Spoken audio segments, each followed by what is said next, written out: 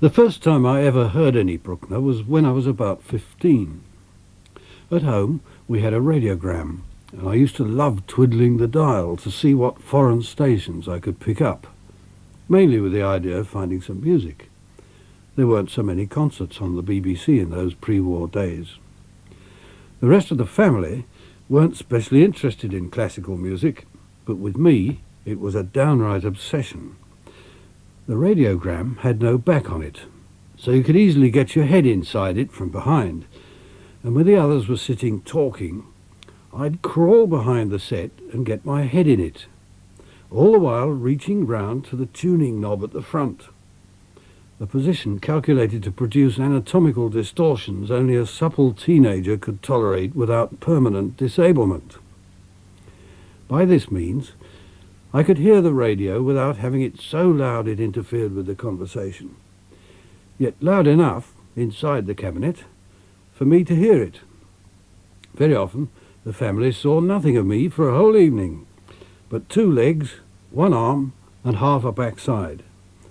I'm quite sure they thought I was some kind of mutation, especially on the night I picked up a German announcer through a lot of atmospherics, just catching the words Zweite Sinfonie and Anton Bruckner. At first, I couldn't really hear the beginning. It was so soft, but when the cellos began to swell out, I was caught and was stuck in the same position for a solid hour, because the constant atmospherics and fading meant I had to keep my arm twisted round to the front of the set to adjust the volume and the tuning all the time. So quite apart from the music itself, I've acute reasons for remembering my first encounter with Bruckner's Second Symphony. I'd no idea either that it was going to be so long, so it says a good deal for it that I stuck it out in that agonizing posture.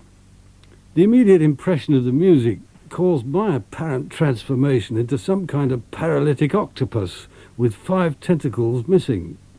This in turn solidly confirmed the family's impression of me, which had been forming for some time. Well, after this I looked up Bruckner, whose name I'd just about heard. The first thing I found was a fairly lengthy description of the first movement of the Seventh Symphony by H.C. Collis in the Oxford Dictionary of Music, in which he appeared to be at some pains to use Bruckner as a demonstration of what a good composer Brahms was. Now, I'd already discovered Brahms. The Fourth Symphony had bowled me over. But I couldn't see the point of Collis's argument in the light of what I'd been listening to the night before. What had this slow, grand, patient unfolding, this cathedral-like grandeur, spaciousness, what had that got to do with Brahms? In Brahms, of course, there was something grand, but in a more convoluted way, and somehow the scale was different. I was fascinated by the calm immensities Bruckner had suggested, even through the crackles and fading of the wireless. So I started to look for scores in libraries, and it took ages before I found any. Amazing how hard it was to get hold of Bruckner's music in England in those days. Then I saved my pocket money and bought 1 record at a time of the Seventh Symphony. 8 records at 6 bob a time, so getting to hear each movement as a kind of serial in 4-minute episodes, waiting about a month for the next instalment, meanwhile poring frustrated over what came next in the score.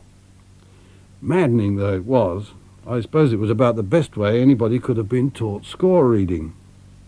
Anyhow, I really did get to know number 7, and then by the same process, number 4, by which time I was using Bruckner as a demonstration of what a bad critic Mr. Collis was. I hadn't yet discovered that there wasn't such a thing as a good critic. Of course, at first the music got hold of me to such an extent that I wouldn't tolerate a word against it. How I miss the marvellous certitudes of extreme youth. But I was secretly bothered by those apparently naive second sections with their endless 4-bar repetitions, seeming so oddly unsuitable after the often awesome openings. At one point, I even went through number 4, experimentally cutting out lots of 2s out of the 4s to try and see if Bruckner couldn't be made to flow a bit more normally.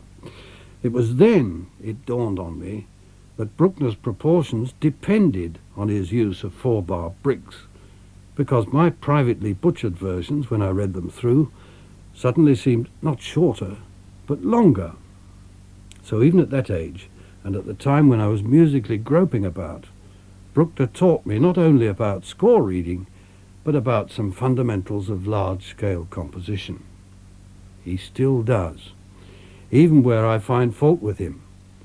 Perhaps most where I find fault with him, because you can learn what not to do, even from what you love, unless it's a form of perfection, like Bach, Haydn, Mozart, or Beethoven. The odd thing, perhaps, is that much as I love, and I think understand Bruckner, much as I admire and revere the sublime patience with which he achieved wonderfully grand subtleties on a scale new in pure instrumental music, much as I am still awestruck by the slow force of his mightiest ideas, and touched by his deep simplicity, or by the beauty of his melody and the architectural strength of his most successful designs, he's one of the composers who's least influenced me in my attempts to achieve symphonies. Perhaps I should say he's one of the composers of whose influence I'm least conscious, because none of us can describe clearly what forms our attitudes or our work. There's also something of a paradox in all this, because my own instincts as a composer of symphonies all draw me towards the muscular energy and swiftness of movement you find in the classics, towards, if you like, the sort of athletic behaviour of tonality that Bruckner has very little to do with. Yet I'm convinced that Bruckner thought of himself as a very orthodox, even academic composer, anxious to get qualifications, commendations for competence, unable to see why everyone found his enormous symphonies so peculiar. I find this fascinating, touching, and sometimes amusing, because his ideas of correctness are so profoundly different from mine. But it's all, to me, made sense of by the irresistible sympathy I feel for his profound simplicity and his sense of awe at the nature of things he doesn't and can't understand. Unlike him, I won't soothe my lack of understanding by means of blind faith, but the awe is still there, not to be denied.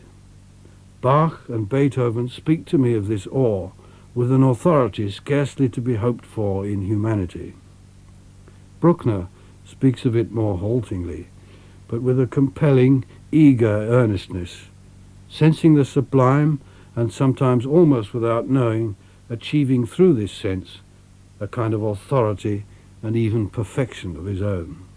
At such times, he's a lesson to us all. Though he may labour, and sometimes make his listeners labour, long and hard, it's his very patience that's itself profound, itself a mirror to those things we perhaps may never learn to understand, the things we find inside ourselves, in the world around us, in rock and water, in living creatures, and that stare at us from the endless depths of space.